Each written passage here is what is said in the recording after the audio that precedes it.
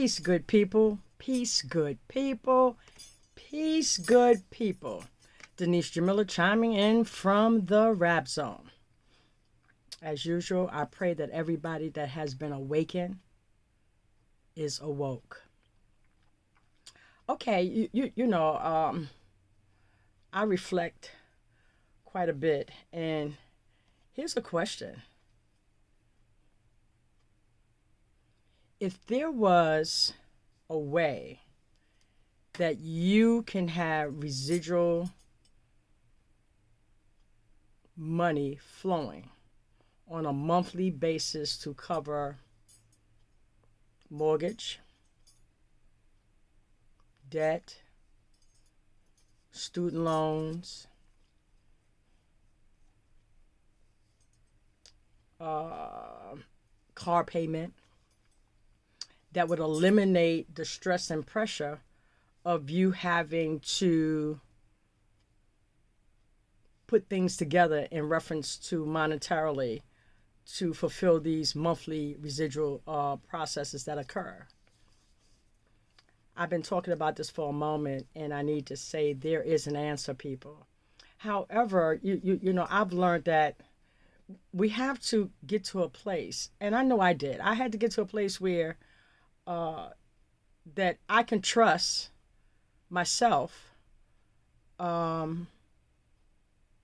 so, and then be receptive and open to trust another person that brings this awesome information for freedom, for time, for attention. And these are the factors that at times we do not have.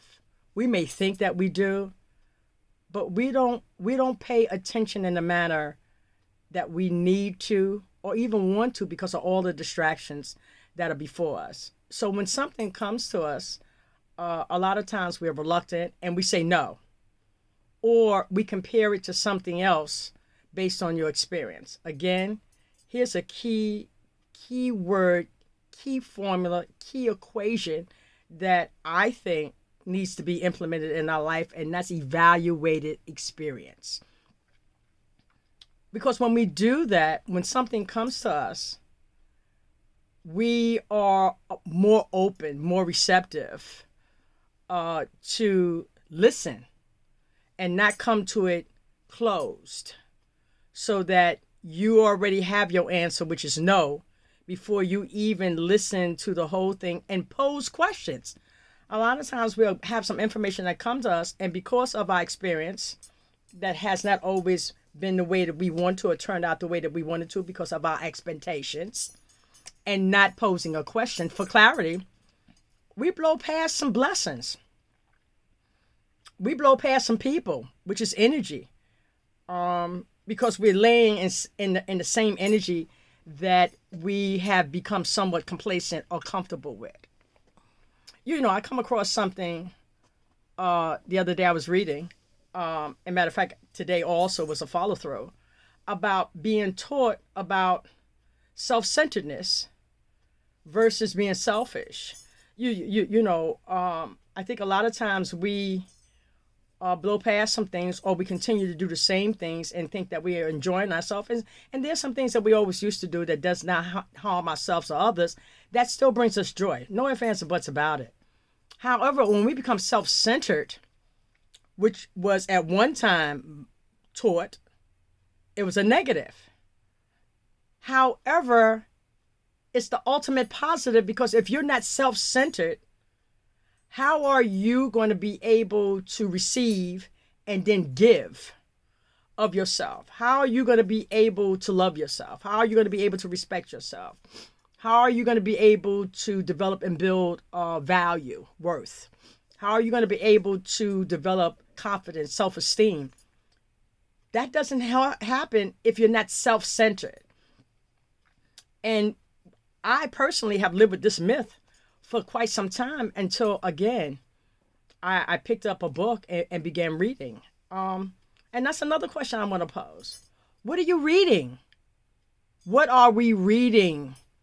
instead of social media or TV, that is the biggest form of distraction that has been developed, and on purpose, so we don't become self-centered.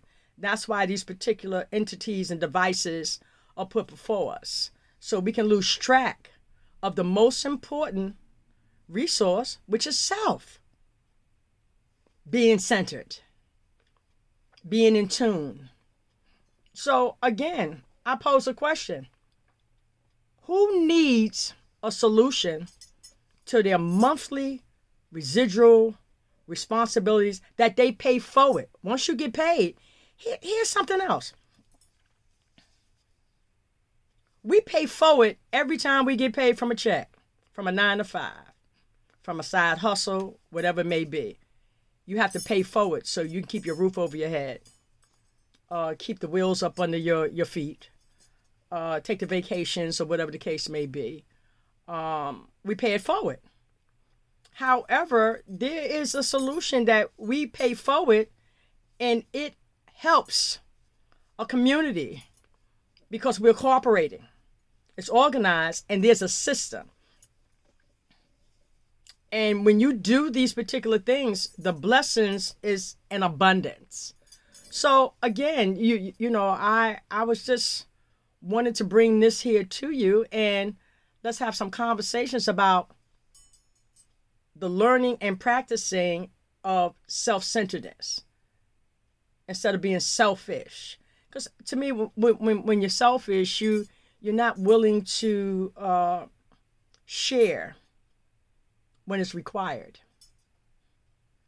When you're self-centered, you share with no question because of those that you surround yourself with, or those that are being placed in your path. And we merge, and we come to understanding, we come to learning, we come to being open because we're free. Let's revisit the concept